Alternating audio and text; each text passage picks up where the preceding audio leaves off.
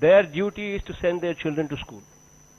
And if they were to send their children to school, mothers would be given 15,000 rupees by the state government. Second year onwards, we're insisting on attendance. This year we did not insist on attendance because this is the first time we're giving them this money as a motivation factor.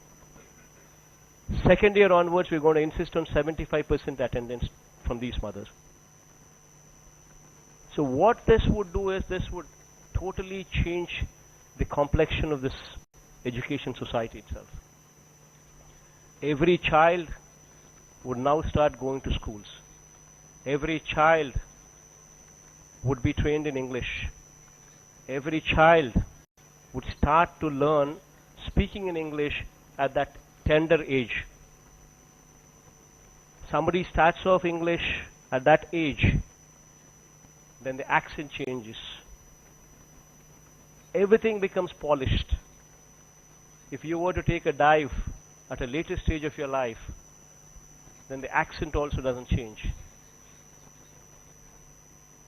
For children to be polished, for children to be better equipped, we're trying to do everything what needs to be done. Now, this is as far as education up to 12th is concerned.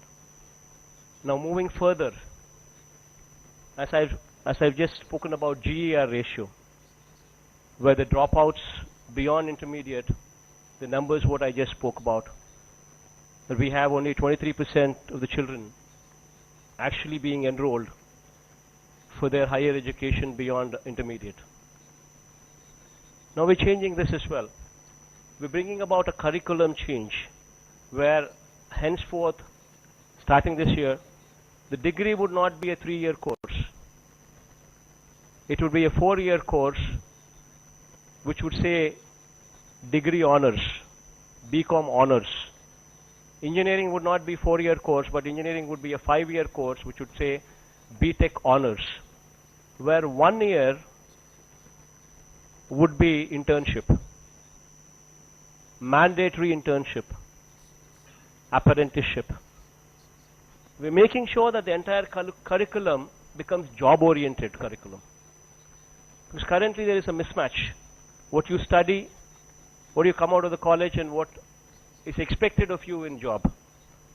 So we're making sure that this curriculum becomes more job-oriented. So that curriculum change we're bringing about. And other than that, we're making sure that these GER numbers change. So if these GER numbers are to change, then what we're supposed to be doing, we're trying to do that.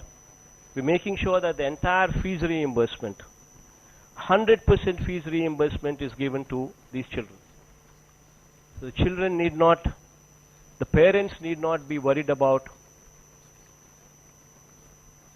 sending their children to school and having to go into debts for that. So we're making sure that these children are given education free of cost.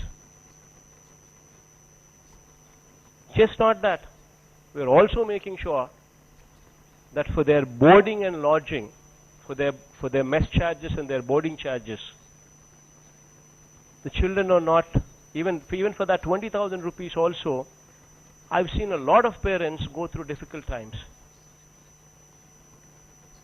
To change that, we're making sure that we give 20,000 rupees to every child for their boarding and mess charges.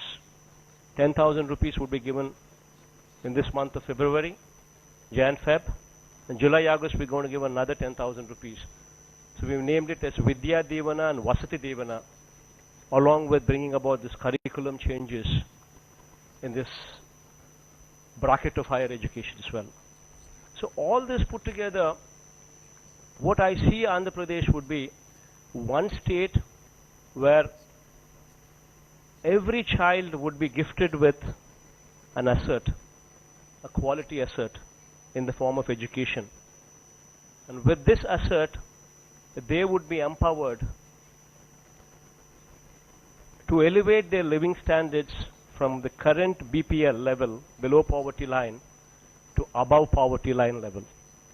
So these are the changes what we're going to bring about, and God willing, God's grace and of course support from like-minded people, I'm hopeful that we will bring about these revolutionary changes. And I thank Hindu newspaper for coming forward and extending their support to this endeavor.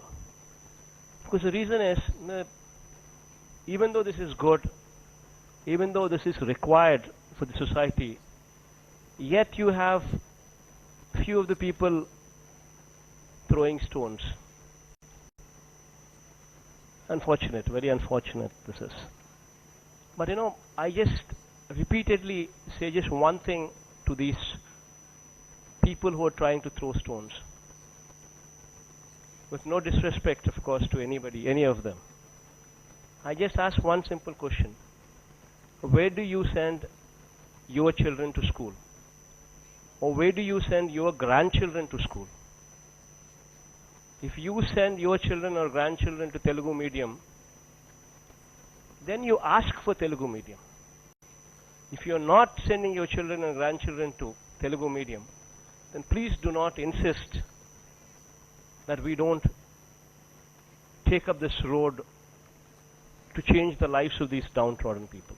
That's all what I ask those people who try to throw stones at what we're trying to do.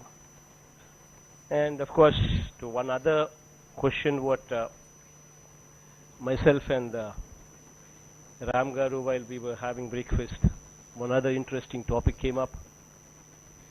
In fact, he wanted me to share those views as well on this forum, that is concerning the capital. Well, it was a very interesting conversation what we had there. I just asked him a few questions. I just said, see, being in the Chief Minister's post, it gives you a tremendous amount of power, and along with that, there's tremendous responsibility on your shoulders. Few decisions what you take impact the next generation, and few decisions that you don't take also impact few generations. As I just spoke about English medium a while ago, decisions if you do not take, what kind of impact it would have on next generations. Similarly, this decision to have 3 capitals, if you do not take, will also have an impact on the next generation. Because the fact is, the current capital, Amaravati, which is spoken about, it is neither in Vijayawada, neither in Guntur. It is 30-40 kilometers away from Vijayawada or Guntur. It is in a virgin land, away from Vijayawada 30-40 kilometers, away from Guntur 30-40 kilometers, in a virgin land. And in fact, if you were to make a visit there, you would probably not even have a 2-lane road there. You would have to go through a single-lane road. Okay, leaving aside the factor that why he chose that land there, because the fact is what everybody in the state are fully aware, that he and his cronies have bought huge chunks of land after he became the Chief Minister and before the announcement of the capital, before these villages came into public domain. After he became the Chief Minister, he and his cronies have bought huge chunks of land here, and then the capital was announced there. Okay, leaving aside that factor, because this happens to be a virgin land, 53,000 acres of land, what was land pooled according to him. Because this is a virgin land with no infrastructure there practically, just to provide for basic infrastructure like roads, drains, electricity, water, and storm water drains. Just for these basic infrastructure alone, according to the previous government's reports, it costs 2 crores per acre. So 53,000 acres into 2 crores per acre is 1,09,000 crores according to their own report. Just to provide this basic infrastructure because it's a virgin land. And because this is a virgin land, because it requires for this basic infrastructure 1,09,000 crores, how much did the previous government spend in the past 5 years? Interesting question, an interesting answer. You know how much they spent? 5,677 crores alone. Of course, he left me with a baggage of 2,300 crores, what he conveniently pushed on to me, and he said, you pay. Okay, what any government in those 5 years' time, what any government could afford to spend is that number of 5,000 to 6,000 crores. That is the capability of any government to spend. And you know at what cost that money was spent? 10.32% interest borrowings. What we get from central government is peanuts. 1,500 crores came in. And I don't expect anything beyond that to come in. Maybe at best they'll contribute another 1,000 crores. Beyond that they don't contribute. So everything would have to come with the debt. And this is the interest rate we're paying. And now you tell me, as a father, what would a father do? What would a chief minister do? Today my situation is, I'm sitting down here. There is this Amaravati capital which requires 1,09,000 crores minus 6,000 crores, another 1,03,000 crores to provide for this basic infrastructure, roads, drains, power and water. And now my ability to put in money is around about 6,000 crores, or at best 7,000 crores. Even presuming that the borrowings come. Now, an investment, the amount what is required is more than 1 lakh crores. And my ability to put in is around about 5,000-6,000 crores. Wouldn't be, just imagine what it would contribute. It would be like a drop of water in an ocean. It would not even be visible. Whereas Visakhapatnam, Vizag, it's already a #1 city in Andhra Pradesh. It has all the infrastructure already in existence. The roads, the drains, the power, the water, everything. Out of this 1 lakh crores, even 10% of this amount, if I were to put into Visakhapatnam, Vizag, at least, if not now, if not 5 years, at least in 10 years' time, we would be competing with Hyderabad. We would be competing with Bangalore. We would be competing with Chennai, where children of my state need not go looking for a job to Hyderabad or Bangalore or Chennai, but would have one destination that is in our own state, our own capital, our own Vizag. Now this is my predicament. What would you do if you were in my shoes? In fact, the decision what we have taken is, we try to make sure that, everybody is happy. We try to make sure that everybody is justified. The seats of governance, we've broken them into 3 parts. And we said Amaravati would continue to have legislative assembly. It would continue to be a legislative capital. So we're not depriving it of anything. It would continue. And the growth would take place in due course of time. As and when the natural course, the growth would take place. So this would continue to be a legislative capital where the assembly would be held 60 days or 70 days or whatever. The entire legislators would come here, sit down here, spend the 60, 70 days here and be here. It would continue to be the legislative assembly. While Vizag, the #1 city currently in Andhra Pradesh, would become the executive capital, where the chief minister sits, where the ministers sit, where the secretariat operates, where the HODs, head of the departments, operate, where there is a proper infrastructure already in existence. So executive capital happens to be there. Then the third seat of governance, that is the judicial.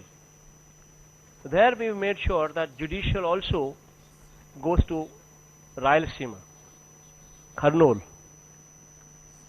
which was, ironically, I don't know if many of you would remember or not, but Kurnool happened to be the capital of Andhra Pradesh from 1953 to 1956.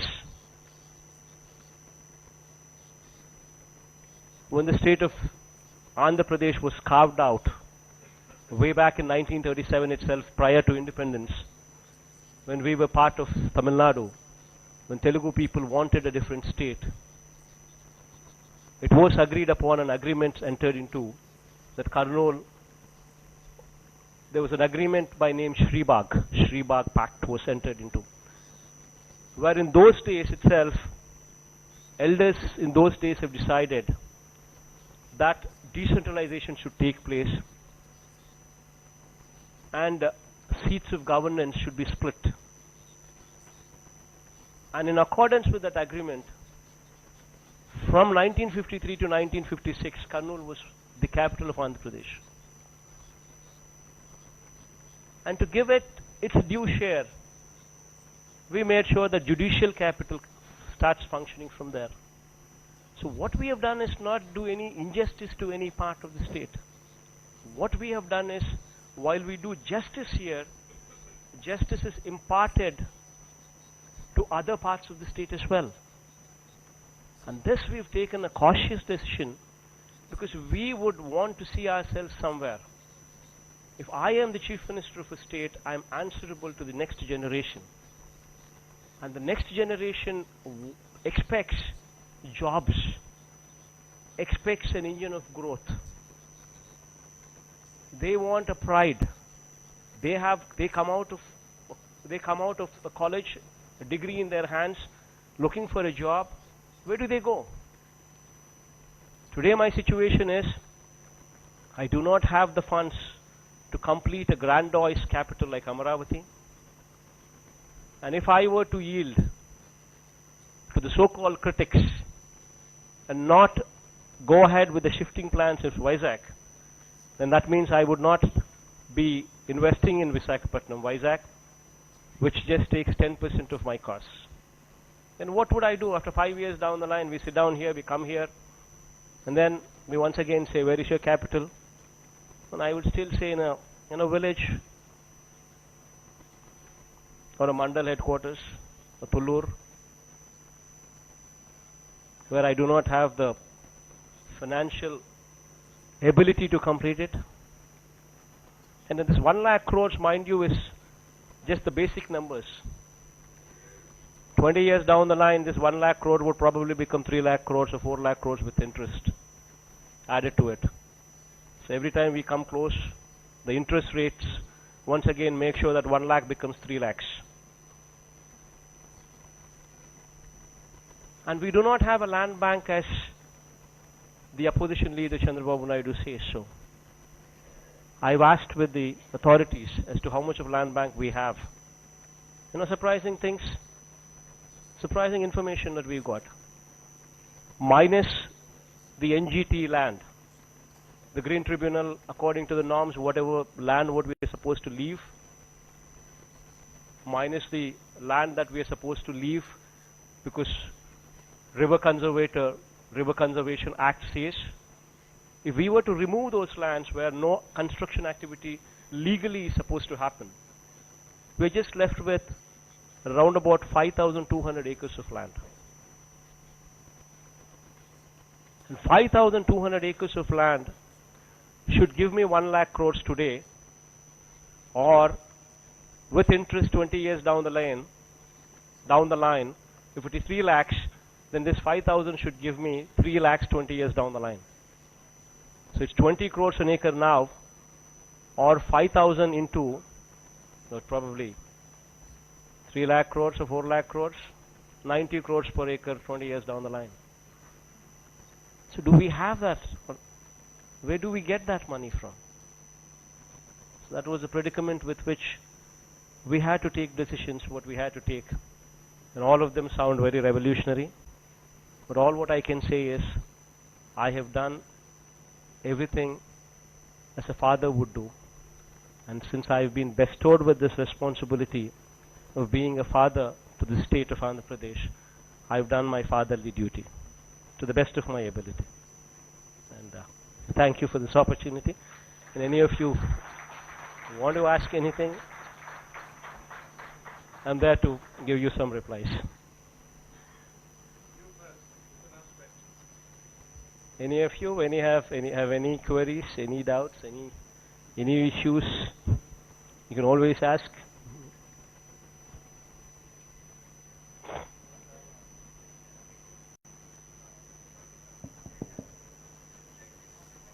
No, one second. The mic will come to you. Then you can.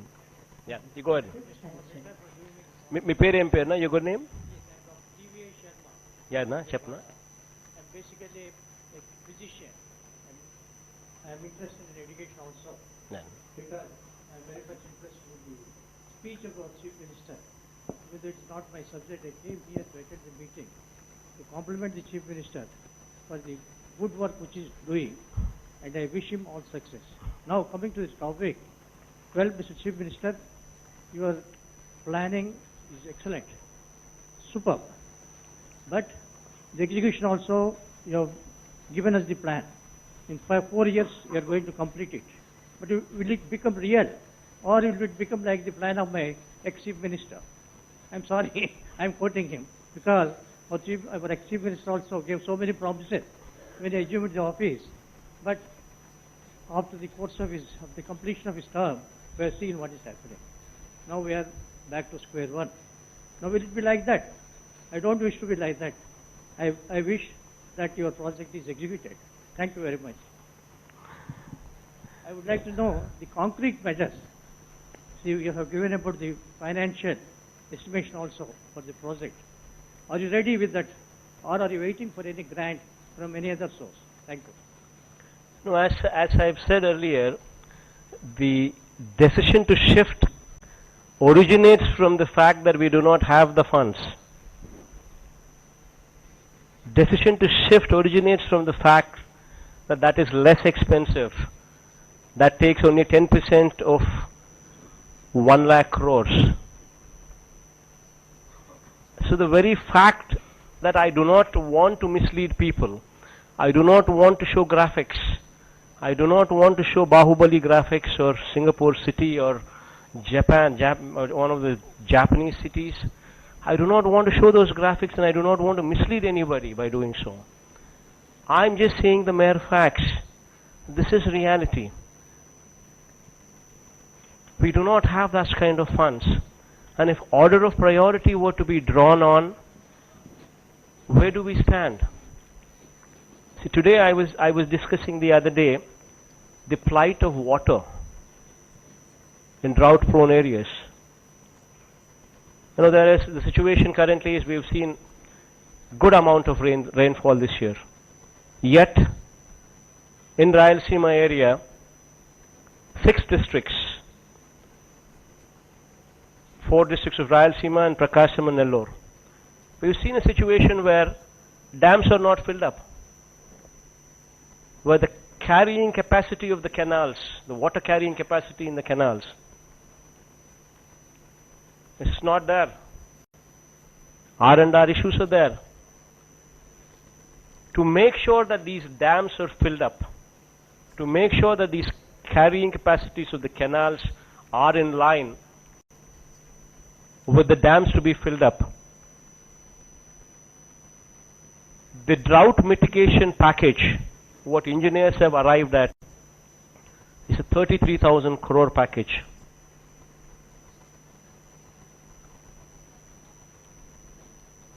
Uttarandhra Sujal Shravanti, the districts of Vizag, Vijayanagaram, Srikakulam, where Polavaram canal needs to be taken up to Srikakulam. It requires 16,000 crores. So where do I draw priorities? The existing ongoing projects, what have been taken up for decades, since my dad, when my dad was the Chief Minister, projects what have been started, to as late as the previous Chief Minister Chandrababu Naidu left incomplete. To complete those projects, we require another 25,000 crores. Where do I draw my priorities? Krishna is in a situation where water is not assured. The quantum of water reaching Srisailam, that is the first point of Krishna waters reaching Andhra Pradesh. 47 years of CWC records say 1200 TMC of water reaches Srisailam. But the same CWC records, if we were to take 10 years, last 10 years records, they say the water is dwindled from 1200 TMC to 600 TMC. And if the very same CWC records were to be taken into cognizance for the past 5 years, the quantum of water has further depleted to 400 TMC. This is reality. So on one side we have Krishna, the entire Krishna eye-cut in a question mark, which affects not only 6 districts there, but also Guntur and Krishna and also certain part of West Godavari as well. Entire Krishna eye-cut is in a question mark. While we have Godavari on the other side, what floods, where 3,000 TMC of water go into the sea. The only recourse, because we are an agrarian economy, 62% of our population survives only on agriculture. And the only recourse is to divert Godavari waters into Krishna. And according to those reports, when I asked the engineers to prepare, one report they said 68,000 crores is required. I said it's too expensive. Come out with a better solution, a cheaper model, a faster model. Then they're trying to work out another model, what probably might cost another 45,000 or 50,000 crores. So what are my priorities? Where do I draw my priorities? Do I have the money to do all of them and also do all this? Housing for the poor. The number of people who do not have houses, this year we're going to make sure that everybody gets a house patta. And approximately 25 lakh house pattas we're distributing this Ugadi. Now all these people are given house pattas. These people do not even have houses that they can live in. If we were to target at least out of this 25 lakhs to construct to them houses in 4 years' time, it would be at least 6 lakh houses per annum. And 6 lakhs into 1.5 lakh is approximately 9,000 crores per annum. So we're talking about another 40,000 crores. So where do I prioritize? Do I have the money to do this, to do all this and also do that? I do not have that kind of liberty or flexibility with me. So that is why we've taken the best city in Andhra Pradesh, the already developed city in Andhra Pradesh, and trying to give it a fillip so that it elevates to a next level. That's what we're trying to do. May I now ask a question? Yeah. You're giving the highest priority to education. Would you like to tell us a little bit about teachers' training? That's going to be the hard bit to get them over this 4-year period and beyond also. I think this question I leave my minister, my colleague. In the panel discussion. No, because the background of him is he's an IRS. He's from Indian Revenue Service. Railway Service or Revenue Service? Revenue Service. This is the level what we talk, IAS, IPS, IRS. And my colleague is from a background of IRS. He took a VRS, voluntary retirement, and then he joined politics. And he's from the aspirational community. He's a Dalit. The aspirational community what actually wants this change to take place. And we've made him the education minister so that he could lead from the front this change that we want to bring about. Thank you. And these technical issues, because what we're doing currently in making sure that teachers are trained, there's a huge curriculum drawn out. There's a training curriculum where 13 districts, initially every district we train 2 people, 20 people, 13 districts into 20 people, 260 people initially. Where is Vetri? Yeah, my Vetri. She's a young IAS officer, Vetri Selvan,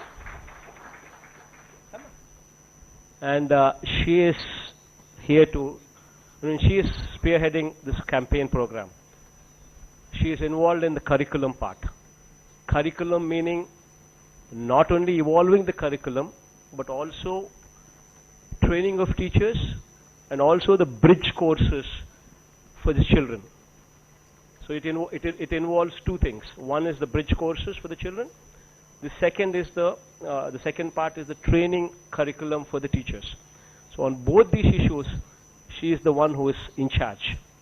So I'll have her actually address those doubts any of you have on that particular context, because she would be a better judge. She would be a better person than me to give you the nitty-gritties and give you the detailing part of it. You want it right away, she can do it. She can take over. There's just 1 minute.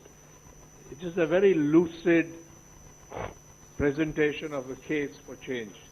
And I can't see any flaw, can you, in this argument that is put forward on this part, but set in broader context. So one final question to the Chief Minister, if you have the time. Why he spoke about the other things and why I requested is they're all linked. The priority given to excellence in education, a complete makeover, what he calls the revolutionization of the educational situation, can't be seen in isolation from everything else, including the resource crunch and so on, the capital issue. But I just want to ask you about this reverse tendering, because we are in the news business. Okay.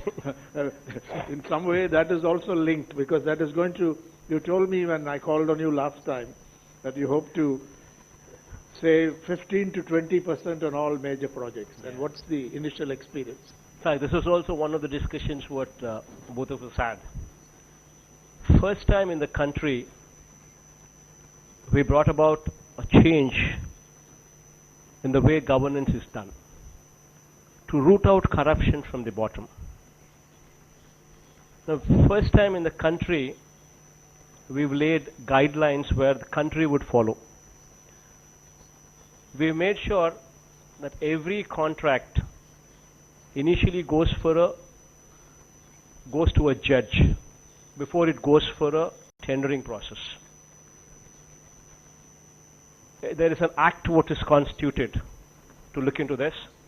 It's called Judicial Preview Act. There's a judge there. Anything what the government is desirous of going for a contract, anything above 100 crores goes to the judge. Then the judge puts this up in a public domain for 7 days. Anybody, even our critics, are given the freedom to suggest to the judge to make any kind of changes whatsoever they deem fit, so as to make changes in the contractual terms. In that public domain, for 7 days it is put, anybody could make those changes, because most of the scams usually take place because the contracts are made tailor-made to suit a few people beforehand. So to avoid that, we made sure that the judge sits down there, heads that preview commission, he puts it up in public domain, and he takes opinions from everybody whomsoever wants to give. Then in his own wisdom, after he takes opinion, he makes the requisite changes to the contract documents in discussion with the department. After that, it goes for tendering. And after it goes for tendering, people who quote in the tender process, whomsoever quotes L1, the lowest, without mentioning his name, the name of the firm or name of the company, the amount is displayed. Next day the auction takes place. So everybody who participated in the tender, who scratch their head and think, I could have quoted less, are now given the option to compete in the reverse tendering process. Every 15 minutes the number changes and they are competing. So this is what we've done. In fact, what this actually had done in these 7 months' time, some of the contracts what were earlier awarded by the previous government, what reeked of corruption, we cancelled them. We went for this reverse tendering. And in these 7 months, almost 2,000 crores of money was literally saved. Meaning, this 2,000 crores was earlier the number what the tender was loaded with. Since we cancelled the tender, since we went for reverse tendering, the very same work what was awarded at X rate has now become X minus this rate. If we would have not gone for reverse tendering and not cancelled these works, we would have had to pay this 2,000 crores extra to the same contractors to execute the same work. Now, with this reverse tendering coming into the picture, since there is nobody to ask them bribes, close to 2,000 crores is literally been saved in various works. To give an example, I'll give you a TIDCO. This is for housing for weaker section. This was earlier quoted at 2,700 crores or so. Now the same works what have cancelled and what have come now have come at 2,300 crores. This is TIDCO. Polavaram versus earlier contract versus now the reverse tendering, after reverse tendering, 830 crores saving. Rather than the rates going, rather to go up, rates have come down. So is the case with so many things what have been happening. Almost close to 2,000 crores have been saved. And now this has become the model for the state. Any tender now what is to be tendered goes through this process, and I am very confident that this will soon catch up for the entire country, where transparency is to a different level. May I thank the Honorable Chief Minister for spending time here, giving us a clear, very clear and candid look at what is happening in this state, and I congratulate the organizers for persuading him to be here. I wish you great success, and especially this project, excellence in your project of making over not just the school education system, but right up. And despite the bifurcation of your state, I think you're trying to bring it to the top levels in India, and we wish you great success. Great. Thank you very much, Mr. Ram. I'd like to ask Mr. Ram to present a token of our appreciation to the Honorable Chief Minister.